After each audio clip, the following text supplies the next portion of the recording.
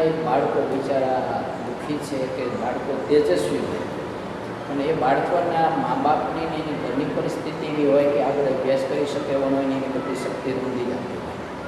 એટલે એમાંથી મને પ્રેરણા થઈ કે આવું કાંઈક વિચારવું જોઈએ કે કોઈ સ્કૂલનું આયોજન કરવું જોઈએ કે જે સ્કૂલમાં ઘણા બધા બાળકો ભણી અને પોતે પોતાના જીવનનો વિકાસ સાધી શકે.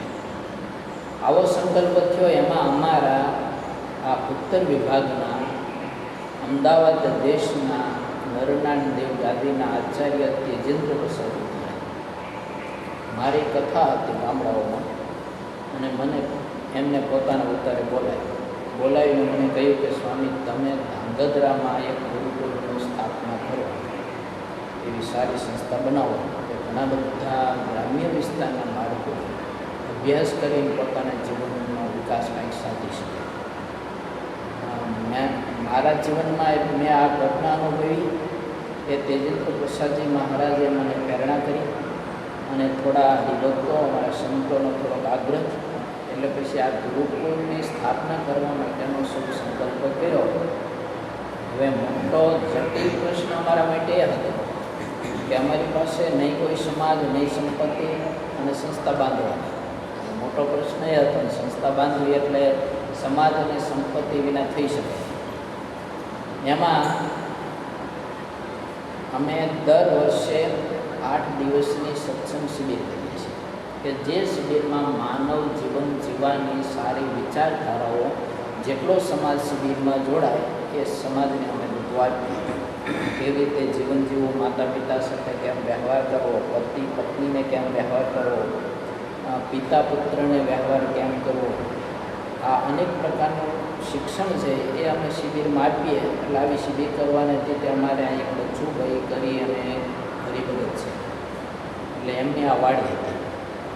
મેં એમને કહેલું કે મેં કીધું તમારી વાડીમાં શિબિર 8 દિવસની કરવી છે, તમે જો અમને 8 દિવસ સુધી તમારી વાડી આપતા હો તો.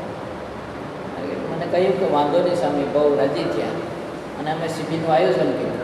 આયોજન કરવા માટે અહીં આવ્યા ત્યારે મેં બચ્ચુભાઈને એટલી વાત કરી, મેં કીધું બચ્ચુભાઈ, તમે 7 દિવસ સુધી આ વાડી તમે શિબિર કરવા માટે અમને આપો છો, પણ એક સંકલ્પ અમારે ગુરુકુળની સ્થાપના કરવા માટેનો છે ને એના માટે અમે જમીન ગોતીએ છીએ. પરમાત્માએ તમને ઘણી બધી ધન સંપત્તિ આપી છે, આમાં ઘણા બધા એવા ગરીબોના નોંધારા વિધવા બાઈઓના પણ વિદ્યાર્થીઓ છોકરાઓ ભણીને જીવનમાં આગળ આવશે તો એની આશીષ તમને પ્રાપ્ત થઈ છે. મોટું પુણ્યનું કાર્ય છે. આવી રીતે જ્યારે મેં વાત કરી એટલે કુદરતી એમને એવી પ્રેરણા થઈ, એટલે તુરંત જ મને એ ઘડીએ એમને કહ્યું કે ભલે સ્વામી, આ જમીન આ ગુરુકુળ કરવા માટે હું તમને આજથી કૃષ્ણાર્પણ કરું છું. અને એમને પછી આ જમીન અમને બધી દાનમાં આપી, કૃષ્ણાર્પણ કરી. અને બધા અમારો જે અનુયાયી વર્ગ છે એની સહયોગથી પછી અમે ધીમે ધીમે આ સંસ્થામાં બાંધકામ કર્યું, બધો વિકાસ કર્યો અને ચાલુ કર્યું. વિશેષ અમારા જીવનમાં તો અમે એવું માનીએ છીએ કે પરબ્રહ્મ પરમાત્માની કૃપાથી, પ્રભુની પ્રેરણાથી અને હરિભક્તો અને સંતોના સહયોગથી આ સંસ્થાનો દિન પ્રતિદિન થોડો થોડો અમે વિકાસ કરતા રહ્યા છીએ. આ રીતે અમારી આ સંસ્થાના સ્થાપન કરવાની રીત છે.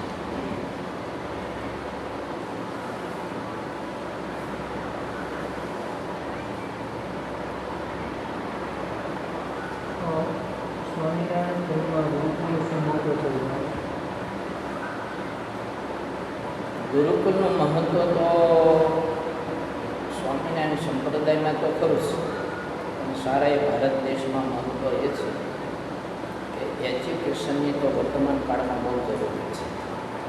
એજ્યુકેશનની સાથે સારા સંસ્કારો, જેને આપણે ગુજરાતી ભાષામાં ભણતર કહીએ છીએ, તો એ સારું ભણતર જો પ્રાપ્ત થાય તો બાળક કુટુંબને, દેશને, સમાજને સારી રીતે એનું પોષણ કરી અને દેશને પણ સમૃદ્ધ બનાવી શકે, કુટુંબને પણ સમૃદ્ધ બનાવી શકે અને પોતાના જીવનને પણ પોતે સારા વિચારો પ્રાપ્ત કરીને સમૃદ્ધ બનાવી શકે. એટલે ગુરુકુળની પાછળનો હેતુ આ બધો સમાયેલો છે કે બાળકને એજ્યુકેશનની સાથે, શિક્ષણની સાથે સારા વિચારો આપવા જે વિચારોમાં કંઈક અંશે માનવ સમાજ ઘણીવાર માતૃ પિતૃના પ્રેમથી પણ વંચિત થતો હોય છે, કુટુંબના પ્રેમથી વંચિત થતો હોય છે, ઘણીવાર દેશના પ્રેમથી પણ વંચિત થતો હોય છે.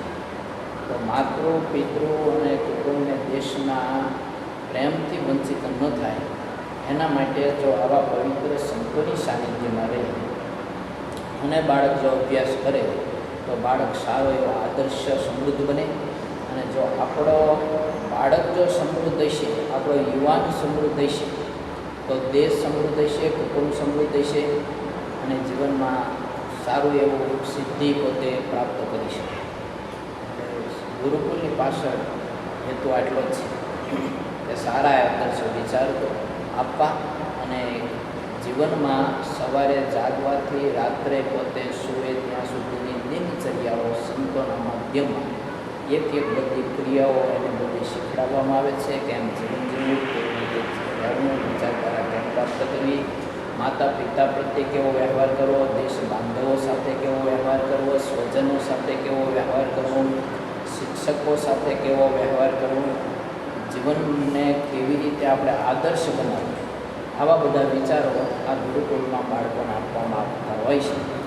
એટલે આ કાર્ય આવી રીતે સંતોના સાનિધ્યમાં રહી અને કરવામાં જે આવે છે તો લોકો એને ગુરુકુળ એટલે એક કુટુંબ એટલે આદર્શ ઋષિ અને ઋષિના કુટુંબનો બાળક બની અને બાળક જ્યારે અભ્યાસ કરતો હોય છે ત્યારે બાળકમાં બહુ સારા આદર્શ વિચારો પ્રાપ્ત થતા હોય છે. એટલે ગુરુકુળનો મિનિંગ એવો છે કે બાળકને આદર્શ બનાવવું, સમૃદ્ધ બનાવવું અને બાળકને સારું એવું શિક્ષણની સાથે સારા સંસ્કાર આપીને મદદ કરે. એટલે બાળકને મૂળ ભાષામાં જો આપણે કહીએ તો બાળકને સંસ્કૃત બનાવે, સારા આદર્શ વિચારો.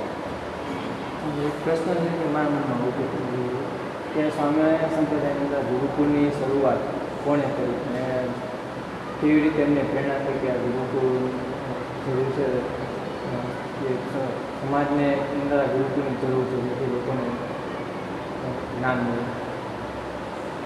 તો સ્વામિનારાયણ સંપ્રદાયમાં ભગવાન સ્વામિનારાયણે માનવ સમાજ માટે આચાર સંહિતા નામનો એક ગ્રંથ લખ્યો છે જેને શિક્ષાપત્રી તરીકે ઓળખવામાં આવે છે.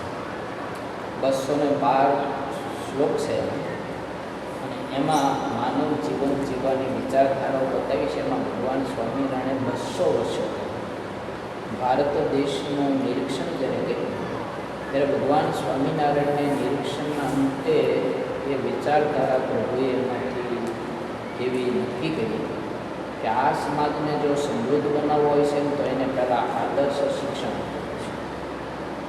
એટલે શિક્ષાપત્રીમાં ભગવાન સ્વામિનારાયણે એ માનવ સમાજના ઉત્કૃષ્ટ માટે અને એને સમૃદ્ધ બનાવવા માટે એક શ્લોકમાં સૂત્ર લીધું છે કે પૃથ્વીને વિશે સદવિદ્યાની પ્રવૃત્તિ કરાવી અને વિદ્યાદાને કરીને મોટું પુણ્ય થાય છે. વિદ્યાદાન જેવું કોઈ મોટું દાન નથી અને જ્ઞાનદાન છે એ સર્વશ્રેષ્ઠ દાન છે.